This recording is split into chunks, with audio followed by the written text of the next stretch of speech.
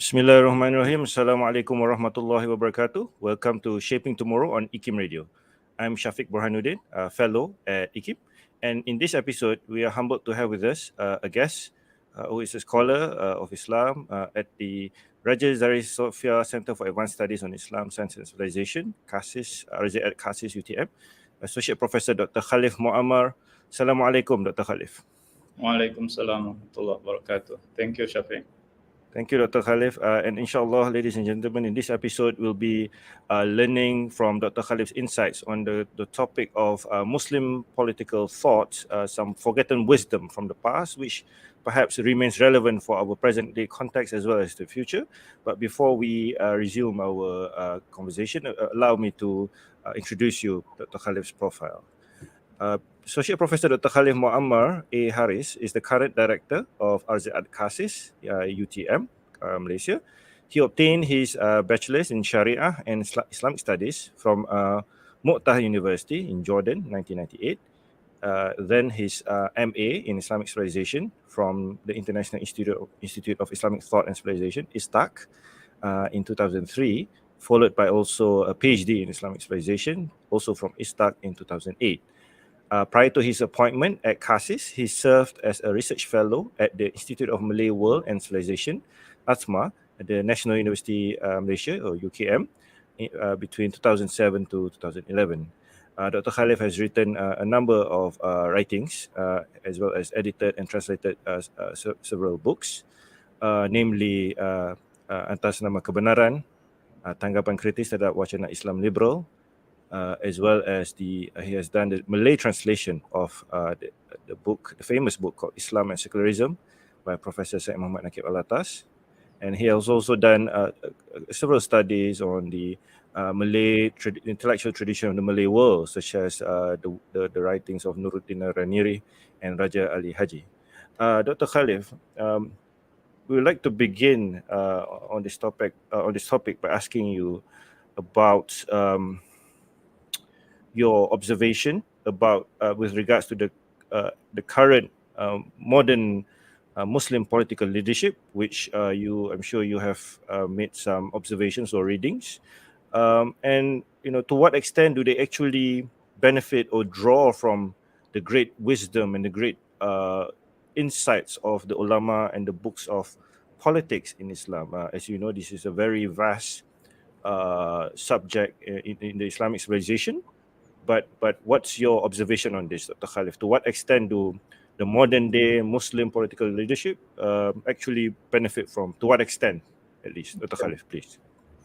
Thank you, Brother Shafiq. Bismillahirrahmanirrahim. Assalamualaikum warahmatullahi wabarakatuh. Alhamdulillahirabbil alamin wassalatu wassalamu ala asyrafil anbiya wal mursalin sayyidina Muhammadin wa ala alihi wa ashabihi ajma'in. With regard to modern political Muslim political thought, talking about Islamic political thought today, we must realize that Muslim political leadership is in a quandary. We are in a deep political mess, political crisis. In all Muslim countries, we notice all these problems, not only in politics, but also in education, in economics. But as far as politics is concerned, from my study, from my master's PhD degree about 20 years ago until today, I noticed that there are many guidelines. Our scholars in the past have outlined many principles, ideas, theories about Islamic political thought and institution, but unfortunately Muslim leaders, especially Muslim scholars in general, they don't benefit and they don't learn a lot from the Islamic intellectual heritage from our past luminaries like Imam Al-Ghazali, and in our part of the world, Raja Ali Haji has a tremendous and influential, impactful book by Raja Ali Haji, Thamaratul Muhimmah. I done the editing and the publication of this book by Raja Ali Haji, Thamaratul Muhimmah and Muqaddimah fi Intizam Wazaif al-Malik. So with regard to Muslim political thought and practices, we unfortunately for these last 100 years, the most influential framework and methodology and approach is coming from the modernistic framework. So the influence of modernism, Muslim or Islamic modernism. So they have impacted Muslim political thought for the last 100 years. And the approach of these modernist political thinkers, their approach is outlining the new ideas. They emphasizing new ideas, and so anything new and modern is better than the old, than the tradition. So our scholars in the past have written many books, like Imam Al-Ghazali, Nasihatul Muluk, Imam Al-Mawardi, Imam Al-Juwayni. They have written a lot, and many of them has been practiced by Muslim leaders, and we have produced good leaders in our history, and we have produced also a virtuous civilization, as mentioned by Professor Wan Muhammad Nowan Daud, virtuous civilization. So unfortunately, this new idea, new approach towards Islamic political thought is they only pay attention to the modern ideas coming from Western secular framework. So if we want to really tackle this problem, solve this problem of Muslim political crisis, we need to analyze carefully what is the reason behind this political crisis in our midst. Yeah. So for the last 100 years, the approach is to accept all secular ideas and values, and find justification from Islamic texts. So there is no critical evaluation of Western ideas, less critical, and at the same time they are very critical towards Islamic tradition. So in their estimation, our Islamic political system has many flaws. They accuse, the Orientalists accuse that Muslim scholars promote authoritarianism, despotism, and concentration of power in one hand, in one political leader. So all this accusation must be analyzed carefully. What the evidence that they bring forward. So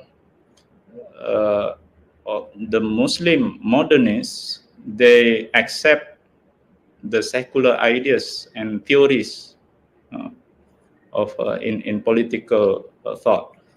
For example, the idea of popular sovereignty, the equality, and religious pluralism, the idea that all religions are equal, and there shouldn't be any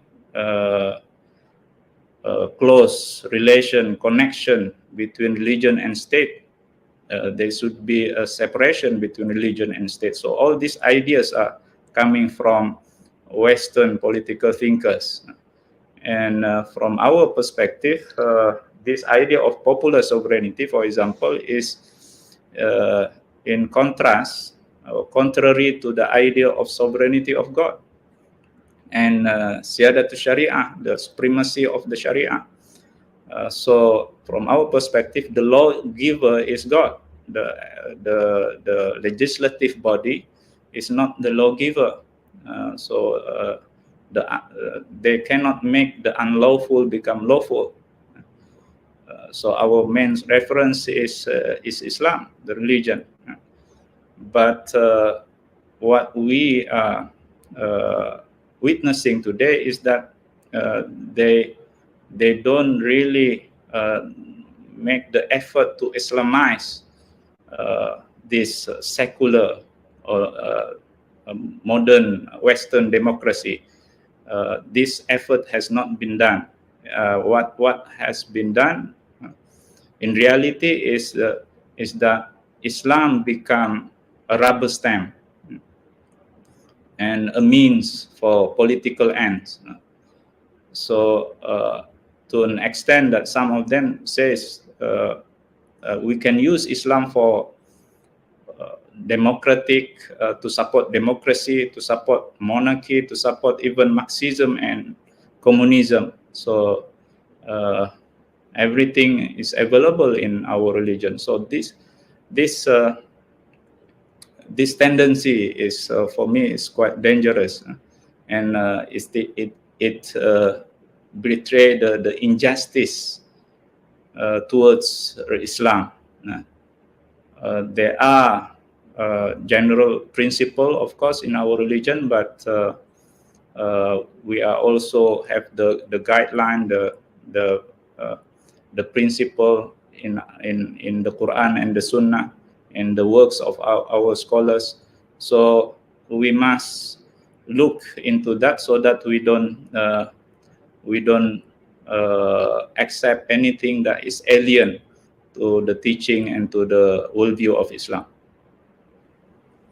Thank you, Dr. Khalif. And it's a very comprehensive a survey of what happened to or the state of affairs in contemporary or modern day Muslim political thought. And I think you rightly made the distinction. I mean, while there remains to be a great deal of Muslim political thinking, and sometimes they associate this with Islam, but it's largely dominated from the modernistic school, which has this tendency to emphasize more a lot of the notions from the West. But also, Doctor, but before I continue with the second question, I was wondering if you could maybe briefly introduce our listeners who may not be aware of the knowledge or intellectual legacy on political thought, political institutions in the Muslim tradition, because I think while even today we no longer use the term siasah in our Malay language, whereas in the earlier times I think the Malay language we still use the term siasah. I remember coming across I think some writings where the earlier Muslim politicians like Dato' On in the 20th century, he still used the term siasah. But then we changed. But I think the term siasah reflects, I mean, there's a lot more sort of literatures and writings by the ulama of the past, as well as I think you mentioned Ghazali. Can you give us what kind of literatures that is out there that has not really been sort of referenced really by Muslim leaders? Doctor. Very good question, Brother Shafiq. Of course, if you look carefully to the term that we use, politics, for example, coming from the word polis, and it is a Greek term. It is used refer to a situation, a condition where the Greek built their civilization, their life based on a city, and the city was called polis. So why the city is the most important thing in their worldview is because it is in the city that they achieve happiness, they achieve good life. So there is nothing reference to religion and God. It's only about the life in this world. Whereas the term siasa from sasa yasusu, and it is the word that being used by the Prophet himself. Kanat Banu Israel tasusuhumul anbiya. So the hadith talking about that the Israel people were led by their prophets, So it is a good thing, and meaning that there is a proper relationship, close relationship between religion and the state. And the Prophet ﷺ himself is the one who named the city as Medina, the city where he built his country and the state is called Medina. And the word Medina comes from as Professor Atas rightly mentioned, the word Medina comes from the root word din, dana yadinu, which means indebtedness, to whom we indebted to God. So all these are crucial from our point of view, because that shape our worldview. How do we see politics in relation to religion? Where is the foundation of politics? So is politics the end of everything, or it is a means of something else? So from our point of view, Imam Al-Ghazali, for example, mentioned al-mulk ad-din wal mulku taw'aman, and it is based on a hadith. Ad-din wal mulku taw'aman, meaning religion and the state is like twin brother. Ad-dinu usun wal mulku haris. So the religion is the foundation, and the state is the guardian.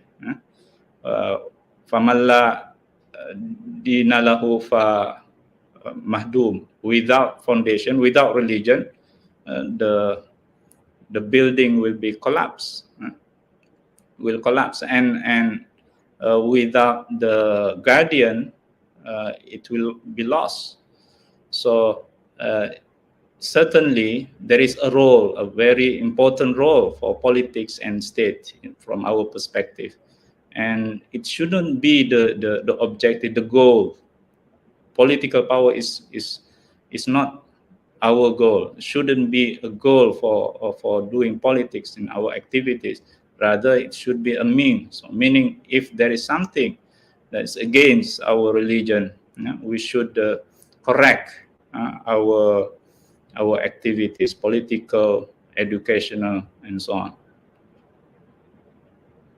Yes. Thank you. Yes, thank you, Dr. Khalif. And I think in your discussions on Islamic political thought, as well as you make the emphasis that the function of politics in Islamic civilization, it's much bigger than mere power, but it's also for existential and civilizational purpose.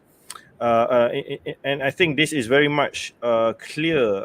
I think in the writings on the subject of politics in the Islamic intellectual tradition. But Dr. Khalif, maybe you could, for Muslim students out there who are interested with this subject, and Muslim academics as well as maybe young leaders, what kind of topics or books would you recommend? Because I think there's also, like you mentioned, the books on Ghazali's Nasihatul Muluk. That's more with regards to the genre of adab and the nasihah literature. But I don't know, maybe would you recommend certain genres or kind of categories of books that they may broaden their perspective on what this notion of politics or siyasah is in Islam, Dr. Khalif? Yeah, thank you, Shafiq. So before we go into what are the books recommended, I want to emphasize the importance of this book and why we need to refer and learn from these scholars. It gives us the framework. It gives us the correct methodology, so that, for example, now we are bewildered, confused in our political situation today. Numbers is everything. So whoever get the numbers, he will become the leader. But from our perspective, from the perspective of the scholars, since Imam Al-Juwayni, Imam Al-Ghazali, even Imam Al-Mawardi, they have written a lot on the criteria of the leaders, right?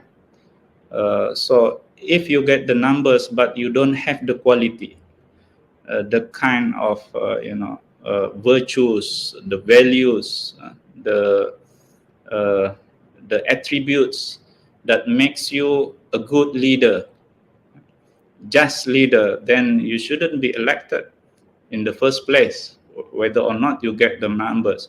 That is, the parameter, the proper parameter of how to choose a leader.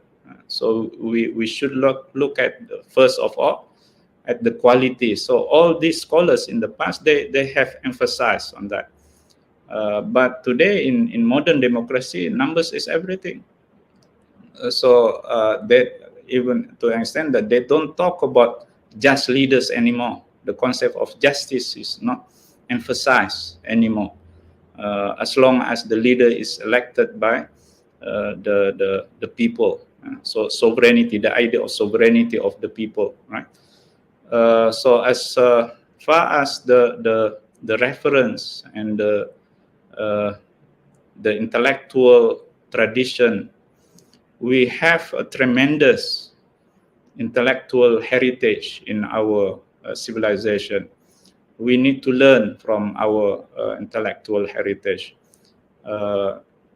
Why? Because they understand better our religion compared to our time. Our scholars today, they always refer to the previous generation of scholars because they understand better our religion. They learn from great luminaries in the past, and the most important one is the Prophet himself, the companion. So knowledge comes from this channel. There is a chain of authority that we need to preserve. We need to always uphold. And their writings has been tested, verified by community of scholars. Like the work of Imam Al-Ghazali has been translated into Javanese since 100 years ago, yes, into many languages. So all our rulers benefited, our rulers in the past, Muslim sultans, they all benefited from the work of Imam Al-Ghazali, including Tajul Muluk, Nuruddin Araniri. All these scholars we have, they all refer to the works of great luminaries like Imam Al-Ghazali. So therefore, we need to learn from this intellectual heritage and to formulate, and to uphold the worldview, the principles, the framework that is manifest in their works. So we don't accept just any modern political theories and adopt these theories, because if we do that, we adopt uncritically, then it will contradict our worldview. We cannot do that. Adopting Western secular political theories at the same time upholding the worldview of Islam. So there is a contradiction in ourselves. So that's what is happening. For example, on the place of religion, Imam Ghazali has shared. And also not only that, Imam Ghazali in his book Nasihatul Muluk emphasized that, in Nasihatul Muluk, he described there is a tree of justice, right? So there are branches, but this tree of justice is strong because of the roots. So we need to take care very carefully the roots, because the strength of the tree depends on the root. And what is the root of this political justice? Is the worldview, the iman, the core creeds in Islamic creeds, including belief in hereafter, including believing in the role of the Prophet sallallahu alaihi wasallam, following the Prophet teaching. That is the roots of this political justice from Islamic perspective. And if we compare to like the work of Plato and Aristotle, it's the same thing. Politics cannot survive without ethics. And where these ethics come from our perspective, is from religion. So politics need ethics, but ethics need religion. We cannot have ethical theories from our own intellectual activity only.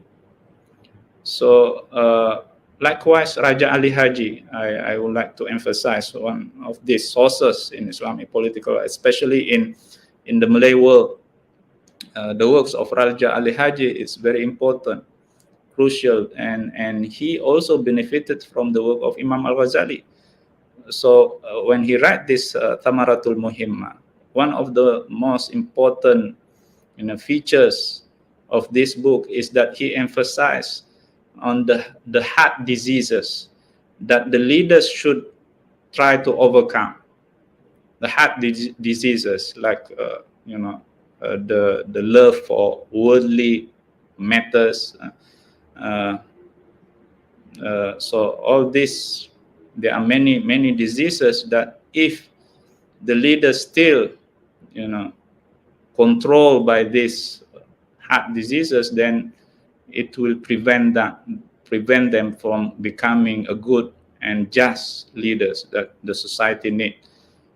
So there is a close connection between tasawwuf and politics, because tasawwuf educate the soul, and without soul education, we will not be able to produce good leaders, because the most important thing in education is education of the soul, right? So our scholars understand this, and we can see we cannot solve this problem, political crisis, unless we solve the problem of education. Yeah. So it is not there is no separation between politics and other branches of knowledge, politics and religion.